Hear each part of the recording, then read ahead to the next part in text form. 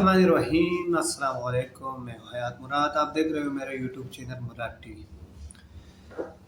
दोस्तों, आज आपके साथ कई खबरें शेयर करेंगे, जैसे कि तोशाखाना केस में जो सज़ाएँ हुई हैं, साइफ़र केस में सज़ाएँ हुई है, वो सब कुछ आपसे शेयर करेंगे। पाकिस्तान में जो गर्मा गर्मी चल रहा है सियासत के बारे में, वो सब कुछ आपसे आपके साथ शेयर करेंगे। आज की वीडियो ज़रूर देखिएगा।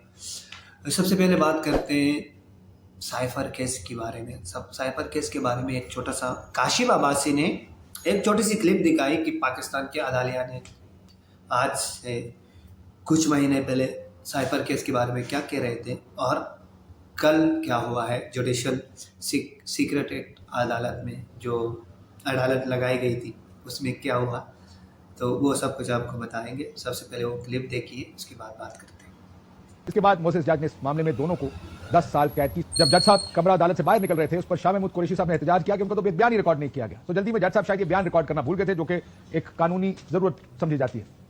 ये केस यानी साइफर का केस, इससे पहले आपको याद होगा जमानत के लिए सुप्रीम कोर्ट में गया था और सुप्रीम कोर्ट ने उस पर बड़े अहम रिमार्क्स दिए थे।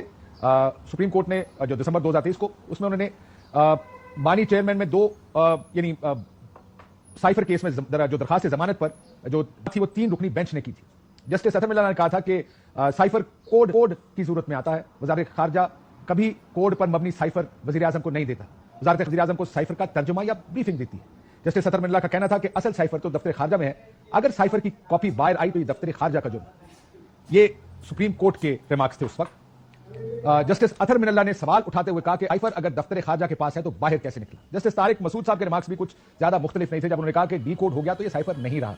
जस्टिस मंसूर अली शाह ने भी सवाल उठाते हुए कहा कि ना प्रोसिक्यूटर को समझ आ रही है ना तफ्तीशी अफसर को, तो इंक्वायरी में क्या सामने आया है। जस्टिस मंसूर अली शाह ने रिमार्क्स देते हुए कहा कि साइफर केस में सजाए मौत की दफात बज़ाहिर मफरूजे पर मबनी है।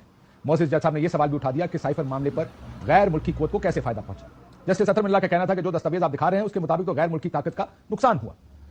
जस्टिस मंसूर ने असद मजीद के बयान का हवाला देते हुए कहा, तो ये थी छोटी सी क्लिप जो आप लोगों ने सुनी और जानी।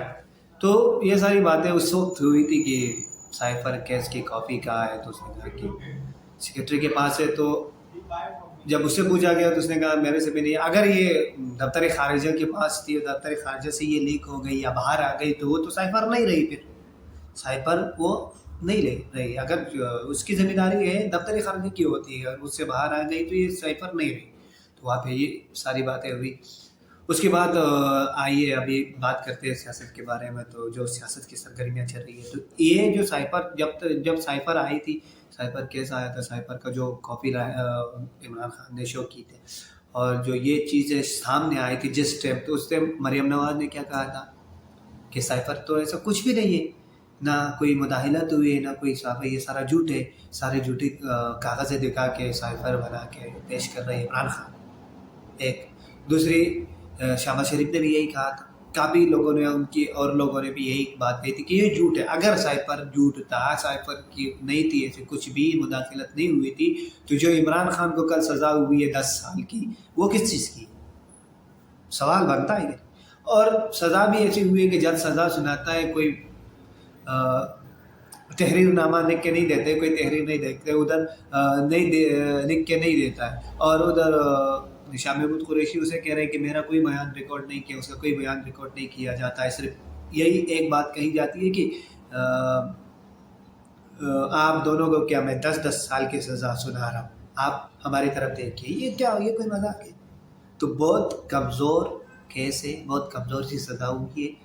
इसमें सिर्फ ये करने की कोशिश की जा रही है कि आवाम को या पीटीआई वर्कर को डिस्ट्रैक्ट करने की और उसको मायूसी फैलाने की कोशिश की जा रही है। ये सब कुछ किया जा रहा है 8 फरवरी के इलेक्शन के दिन के लिए किया जा रहा है, ताकि ये सज़ाएं सुनकर वर्कर और जो वोटर्स है वो इतना मायूस हो जाए कि वोट वो मतलब सब कुछ तितर बितर हो जाए। तो बीच में से फ़ायदा किसको पहुँच जाएगा, वो आप सबको पता है।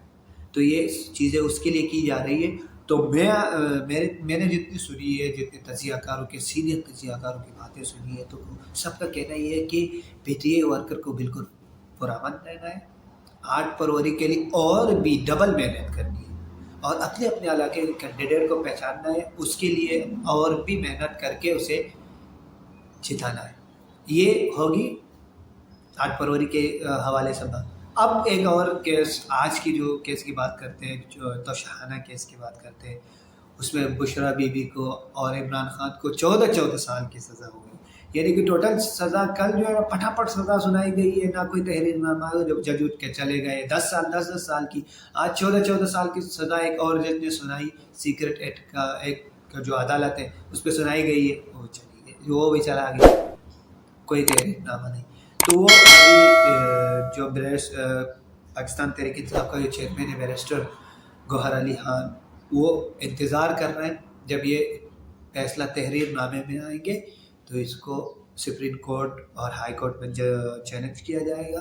اور امید یہ ہے، اور سب پوری دنیا کو یہ دکھ رہا ہے کہ یہ جو فیصلے ہو رہے ہیں کوئی فیصلے نہیں ہے، یہ صرف 8 فروری کو الیکشن سے توجہ ہٹانے کے لیے، مایوسی پھیلانے کے لیے ایک پھٹافٹ ایک فیصلہ کیا جا رہا ہے. نہ کوئی ثبوت، نہ کوئی گواہ، نہ کوئی جرم ثابت، بس ہو رہا ہے. لیکن وہ تو سب کو پتہ چل گیا ہے کہ یہ کس لیے کیا جا رہا ہے، کس وجہ سے کیا جا رہا ہے. ایک دوسری بات، اس کو چیلنج کیا جائے گا. چیلنج کرتے ہیں، امید یہ ہے کہ 24 گھنٹوں کے اندر اس کو معطل کیا جا سکتا ہے. تو یہ تھی خبریں.